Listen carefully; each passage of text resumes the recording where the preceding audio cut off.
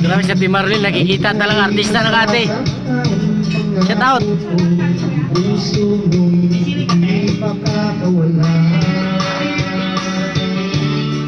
Ano mo pa ako'y nagtatamig kung kailan mo kaya nagdarama tamis ng iyong halik. Huwag lang mong inakasan subok ng pagmamahal. Sana naman pagbigyan niyo po